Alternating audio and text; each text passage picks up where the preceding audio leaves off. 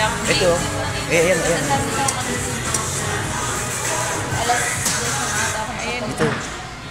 Miss, ba't not available yung dumpling?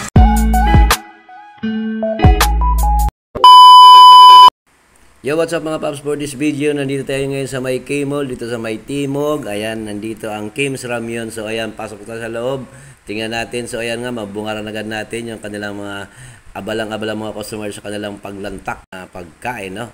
So ito na, ayan, pagpasok agad natin, nakikita natin yung kanilang mga iba't ibang display.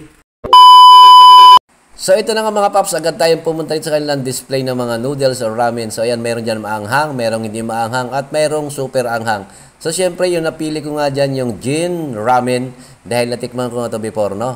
Pangalawang punta na namin ni Mrs. ko ngayon. So after natin maka-order ng ating noodles, so pupunta na tayo dito sa part ng kanilang, kukuha tayo ng lutuan, no? Kayo nang bahala pumili dyan kung anong gusto nyo. Then meron naman nag-assist din dyan. Tapos ayan na nga, kumuha na nga ako, pati si Mrs. ko. Siyempre, kumuha na rin siya ng kanyang tinidor sa kutsara. Ako naman, nag-request ako, sabi ko chopstick para kunyari marunong. So, ayan, after natin makakuha ng lutuan, pupunta na tayo ngayon dito sa toppings area. Ayan, step number 2. Mga paps, may bayad pala yung pagluluto dito no, sa order natin noodles, 50 pesos.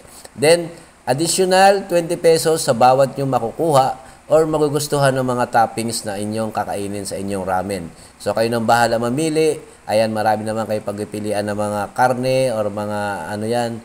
So, may mga gulay, may cheese. So, kayo nang bahala.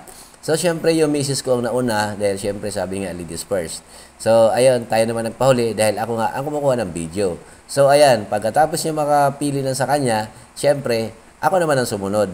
So, nung time na yan, na halos 4 yata or 3 toppings yung nilagay ko para sa akin. Si misis ko, ewan ko kailan sa kanya, hindi ko nabilang. So, ayan, after natin makapili, pupunta na tayo ngayon sa cashier para magbayad. So, nagbayad tayo dyan ng halagang 300 plus sa dalawang order namin ni misis ko. So, after natin makapagbayad, pupunta na tayo ngayon sa pinakamahalagang part. Ayan, yung cooking area. Sabi nga, ayan. Doon sa mga part ng mga step by step, may mga nag-assist. So, dito mas marami dahil ito na yung pinakamalagang part, yung cooking. So, sa pagluluto, dahil hindi nga tayo pamilyar, so, nandyan sila para tulungan tayo. So, ayan na nga, nilagay na natin yung ating lutuan, pinapaliwanag ni Sir, shout out sa inyo Sir. Tapos, ayan, kung paanong gagawin, paanong pipindutin, para maluto yung ating in-order na noodles or ramen. So, makikita dyan, abalang-abala si Sir sa pagbibigay ng instruction sa akin. Actually, kahit pangalawa ko ng punta dito, siyempre, nakakalito pa rin. Kaya nandyan sila para tumulong. O, di ba? So, ayan, kitang-kita, 4 minutes and 30 seconds. So, para sa akin, malaking bagay na yan. Ayan, after niyang ituro, ayan, papatak yung tubig.